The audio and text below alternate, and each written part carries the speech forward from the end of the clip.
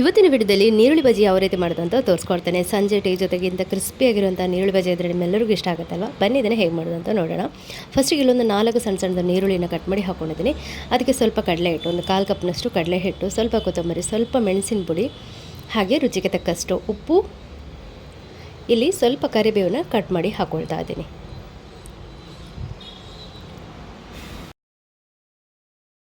ನಾನು ಒಂದು ಕಾಯಿಮೆಣಸನ್ನ ಕಟ್ ಮಾಡಿ ಹಾಕ್ಕೊಳ್ತಾ ಇದ್ದೇನೆ. ಮಕ್ಕಳೇನಾದರೂ ತಿಂತಾ ಇದ್ದಾರೆ ಅಂದರೆ ನೀವು ಕಾಯಿಮೆಣಸನ್ನ ಹಾಕ್ಕೊಳ್ಬೇಡಿ, ಸೊ ಖಾರ ಆಗಿಬಿಡುತ್ತಲ್ಲ. ಹಾಗಾಗಿ ಇಲ್ಲಿ ಕಾಯಿಮೆಣಸು ಹಾಕಿದ್ಮೇಲೆ ಒಂದು 3 ಸ್ಪೂನಷ್ಟು ಅಕ್ಕಿ ಹಿಟ್ಟನ್ನು ಹಾಕ್ಕೊಂಡಿದ್ದೀನಿ. ಅಕ್ಕಿ ಹಿಟ್ಟು ಹಾಕೋದ್ರಿಂದ ಕೂಡ ತುಂಬಾ ಕ್ರಿಸ್ಪಿಯಾಗಿ ಬರುತ್ತೆ. ಸೊ ಇದನ್ನು ಈಗ ಚೆನ್ನಾಗಿ ಒಂದ್ಸರಿ ಮಿಕ್ಸ್ ಮಾಡಿ ಒಂದು 2 ನಿಮಿಷ ಬಿಟ್ಟರೆ ನೀರು ಚೆನ್ನಾಗಿ ಬಿಟ್ಕೊಳ್ಳುತ್ತೆ. ನೀವು ನೀರುಳ್ಳಿ ತೆಳುವಾಗಿ ಕಟ್ ಮಾಡಿದರೆ ನೀರು ಚೆನ್ನಾಗಿ ಬಿಟ್ಕೊಳ್ಳುತ್ತೆ. ಒಂದು ಸ್ವಲ್ಪ ದಪ್ಪ ಆದರೆ ಚೆನ್ನಾಗಿ ಬರಲ್ಲ, ಅಂದರೆ ನೀರು ಬಿಟ್ಕೊಳ್ಳೋದಿಲ್ಲ. ಒಂದು ವೇಳೆ ನೀರು ಬಿಟ್ಟಿಲ್ಲ ಅಂದರೆ ಸ್ವಲ್ಪನೇ ಕೈ ನೀರು ಹಾಕ್ಕೊಂಬಿಟ್ಟು ಮಿಕ್ಸ್ ಮಾಡ್ಕೊಳ್ಳಿ. ಸೊ ಈ ರೀತಿಯಾಗಿರಲಿ, ತುಂಬಾ ನೀರಾಗಿರೋದು ಬೇಡ. ಸೊ ಇವಾಗಿದು ರೆಡಿಯಾಗಿದೆ, ನೋಡ್ತಾ ಇದ್ರಲ್ಲ, ಇದು ಎಣ್ಣೆಗೆ ಬಿಡೋದಕ್ಕೆ ರೆಡಿಯಾಗಿದೆ. ಈಗ ಇಲ್ಲಿ ಮೀಡಿಯಮ್ ಫ್ಲೇಮಲ್ಲಿ ಎಣ್ಣೆನ ಬಿಸಿ ಮಾಡಿ ಇಟ್ಕೊಂಡಿರಬೇಕು. ಹೈ ಫ್ಲೇಮಲ್ಲಿ ನೀವು ಬಿಸಿ ಮಾಡಿದ ತಕ್ಷಣ ಹಾಕಿಬಿಟ್ರೆ ಸಿದೋಗ್ಬಿಡುತ್ತೆ, ಮತ್ತು ಮೇಲ್ಗಡೆಯಿಂದ ಮಾತ್ರ ಸ್ವಲ್ಪ ಬೆಂದಂಗೆ ಬಿಡುತ್ತೆ, ಒಳಗಡೆ ಕ್ರಿಸ್ಪಿ ಆಗಿರೋದಿಲ್ಲ. ಆದಷ್ಟು ನೀವು ಮೀಡಿಯಮ್ ಫ್ಲೇಮಲ್ಲಿ ನೀವು ಇದನ್ನು ಫ್ರೈ ಮಾಡ್ಕೊಳ್ತೀರ ಅಂದರೆ ಕ್ರಿಸ್ಪಿಯಾಗೂ ಕೂಡ ಇರುತ್ತೆ, ಒಳಗಡೆ ಕೂಡ ಚೆನ್ನಾಗಿ ಬೆಂದಿರುತ್ತೆ. ಇವಾಗ ನೋಡಿ ಚೆನ್ನಾಗಿ ಬೆಂದಿದೆ, ನಾವು ಇದನ್ನು ತೆಗೆದುಕೊಳ್ಳೋಣ. ಅಂದರೆ ನೀವು ಮೀಡಿಯಮ್ ಫ್ಲೇಮಲ್ಲಿ ಫ್ರೈ ಮಾಡ್ಕೊಳ್ಳೋದ್ರಿಂದ ಕ್ರಿಸ್ಪಿಯಾಗಿರುತ್ತೆ. ಸ್ವಲ್ಪ ಜಾಸ್ತಿ ಹೊತ್ತಿಟ್ರೂ ಕ್ರಿಸ್ಪಿಯಾಗಿರುತ್ತೆ ಅಂತ ಅಷ್ಟೇ. ಸೊ ಇವಾಗ ಇದು ಫ್ರೈ ಆಗಿದೆ, ನಾನೀಗ ಇದನ್ನು ತೆಗೆದುಕೊಳ್ತೀನಿ. ಇನ್ನು ಕೆಲವರು ಮಸಾಲೆ ಪುಡಿ ಎಲ್ಲ ಹಾಕ್ಕೊಳ್ತಾರೆ, ನೀವು ಬೇಕಾದರೆ ಹಾಕ್ಕೊಳ್ಬೋದು, ಏನೂ ಹಾಕೋದು ಬೇಡ.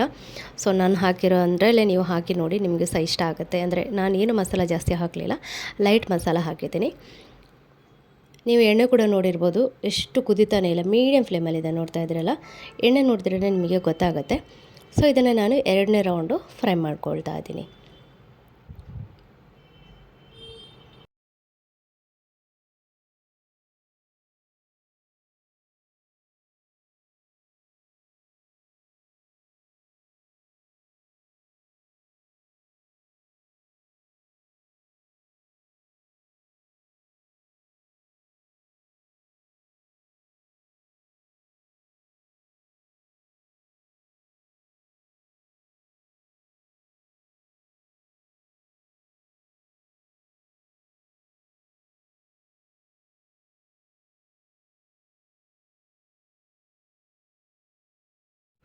ನೋಡಿದ್ರಲ್ಲ ನೀರುಳ್ಳಿ ಬಜ್ಜಿ ಎಷ್ಟು ಸುಲಭ ಮಾಡೋದು ಅಂತ. ಅದನ್ನು ಕೆಲವೊಂದನ್ನು ನಾವು ಫಾಲೋ ಮಾಡಿದರೆ ತುಂಬ ಕ್ರಿಸ್ಪಿಯಾಗಿ ಕೂಡ ಇರುತ್ತೆ, ತುಂಬ ಚೆನ್ನಾಗಿ ಕೂಡ ಇರುತ್ತೆ.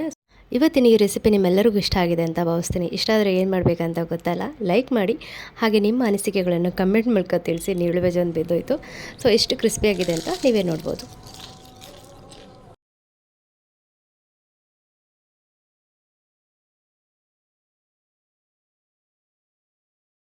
ಇವತ್ತು ನಾನು ಖಾರವಾಗಿ ಮಾವಿನ ಹಣ್ಣಿನ ಸಾರು ಮಾಡೋದು ಹೇಗೆ ಅಂತ ತೋರಿಸ್ಕೊಡ್ತಾ ಇದ್ದೀನಿ. ಖಾರ, ಹುಳಿ, ಸಿಹಿ ಎಲ್ಲನೂ ಇರುತ್ತೆ. 1/4 ಕಪ್ನಷ್ಟು ತೆಂಗಿನಕಾಯಿ ಹಾಕ್ಕೊಂಡಿದ್ದೀನಿ.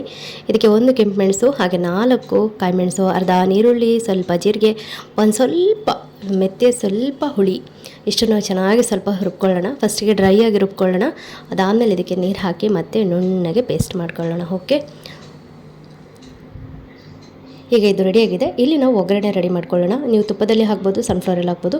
ಇಲ್ಲಿ ನಾನು ಎಣ್ಣೆ ಹಾಕ್ಕೊಂಡಿದ್ದೀನಿ, ಹಾಗೆ ಸ್ವಲ್ಪ ಸಾಸಿವೆ, ಕರಿಬೇವು, 1 ಕೆಂಪು ಮೆಣಸು, ಅದನ್ನು ಸ್ವಲ್ಪ ಫ್ರೈ ಆಗ್ತಿದ್ದಾಗೆ ನಾವು ಕಿವುಚಿ ಇಟ್ಕೊಂಡಿರೋಂಥ ಮಾವಿನ ಹಣ್ಣಿನ ರಸ ಹಾಕ್ಕೊಂಡಿದ್ದೀನಿ.